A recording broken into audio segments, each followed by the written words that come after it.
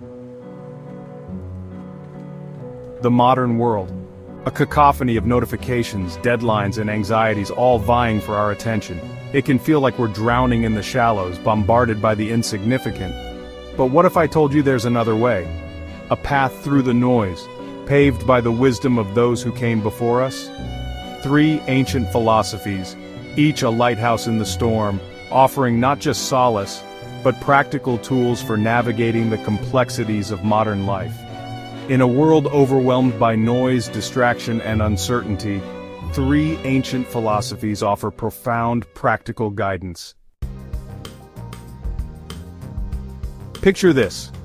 Rome, at the height of its power, emperors, gladiators, the clamor of the Colosseum, and yet, amidst this whirlwind, a philosophy emerged, whispering of tranquility found not in external circumstances, but in the depths of our own minds. This, my friends, is Stoicism.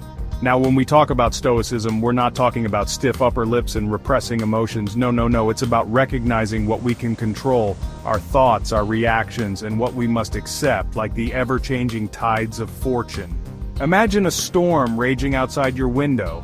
Rain lashes against the glass, wind howls like a banshee, but inside you're sipping a cup of tea, a sense of calm washing over you. That's the Stoic mindset. Is this in my control? Marcus Aurelius, the philosopher emperor, would ask himself.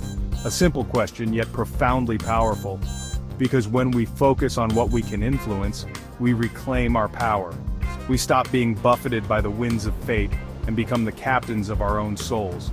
But Stoicism isn't just an abstract concept, it's a practice, a daily discipline. It's journaling to untangle our thoughts. It's consciously choosing to disconnect from the digital deluge. It's creating visual reminders of what truly matters. Think of it like this. You wouldn't try to sail a ship without a rudder, would you? Stoicism is our rudder, guiding us through the choppy waters of existence. It's about finding the eye of the storm, that place of inner peace, no matter what chaos swirls around us. And the beautiful thing is, it's a philosophy accessible to everyone.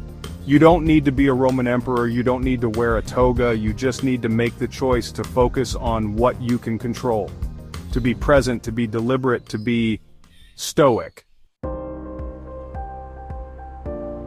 From the bustling streets of Rome we journey east, to the tranquil gardens of Zen Buddhism. Here, amidst the gentle rustling of leaves and the soft murmur of flowing water, we encounter a philosophy that speaks of mindfulness, of letting go, of finding peace in the present moment. Imagine, if you will, the simple act of pouring a cup of tea. Not hastily, mind you, but with intention. The delicate clink of the kettle against the cup, the steam rising, carrying with it the aroma of jasmine or green tea. This, my friends, is Zen in action. Drink your tea slowly and reverently, instructs a Zen proverb, as if it is the axis on which the whole earth revolves, slowly, evenly, without rushing toward the future. In a world obsessed with the next notification, the next email, the next dopamine hit, Zen Buddhism reminds us to slow down, to breathe, to appreciate the beauty in the mundane. It's about recognizing that our thoughts, like ripples in a pond, can either bring us peace or turmoil. And we have the power to choose. Let go or be dragged, another Zen saying cautions. How often do we cling to anxieties, to regrets, to what-ifs, letting them weigh us down like stones around our ankles? Zen encourages us to release these burdens, to embrace the present moment in all its messy, imperfect glory.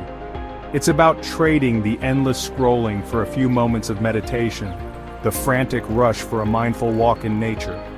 It's about finding joy in the simple act of sharing a meal with loved ones, truly connecting, being present in their company. It's about silencing the noise of the world, if only for a little while, and listening to the whispers of our own hearts. Now let's journey from the tranquil gardens of Zen to the heart of the modern city. Neon lights pierce the night, a symphony of urban chaos. It's here, amidst the existential hum of existence, that we encounter our final philosophy, Existentialism. Don't let the name intimidate you. This isn't some dusty academic concept. It's about confronting the big questions. The ones that keep you up at night. Who am I? What is my purpose? Why am I here? Man is condemned to be free, wrote Jean-Paul Sartre, a giant of existentialist thought. Condemned because we're thrown into this world without a script, without a predetermined path. But free, because within that terrifying freedom lies immense possibility. See, existentialism isn't about nihilism, about believing that nothing matters. It's quite the opposite. It's about recognizing that because we have this one precious life, we have the responsibility to create meaning, to live authentically. Imagine standing at a crossroads. One path, well-trodden and familiar, leads to a life dictated by societal expectations, by the shoulds and the ought-tos. The other path, overgrown and uncertain, beckons you to forge your own way, to live a life true to yourself no matter how unconventional. Existentialism encourages us to choose the path less traveled, to embrace the unknown, to define our own values, our own purpose. It's about acknowledging the absurdity of it all, the fact that we're finite beings in an infinite universe, and finding liberation in that absurdity. It's about having the courage to look in the mirror and ask ourselves, am I living a life that is truly mine, or am I simply playing a role in someone else's narrative? It's about journaling our deepest fears and aspirations, about decluttering our digital identities and reclaiming our autonomy. It's about walking into that job interview, that first date, that life-changing conversation, not with a mask of conformity, but with the quiet confidence of someone who knows their own worth. So there you have it. 3 philosophies, each a thread in the tapestry of wisdom, woven together to guide us towards a more peaceful, more meaningful existence. Stoicism, grounding us in the present, reminding us of what truly matters. Zen Buddhism, calming the storms of our minds, teaching us to find stillness in a world obsessed with speed. And existentialism, empowering us to break free from the shackles of expectation and live a life that is authentically our own. These aren't just abstract ideas, my friends, they are tools, practices, ways of being that have the power to transform our lives if we let them.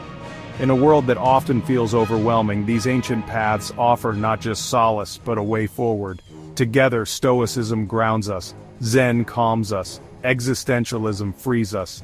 In uncertain times, these ancient paths light the way forward. Live wisely, breathe deeply, choose authentically. If this resonated, subscribe for more timeless wisdom. Comment with your favorite philosophy.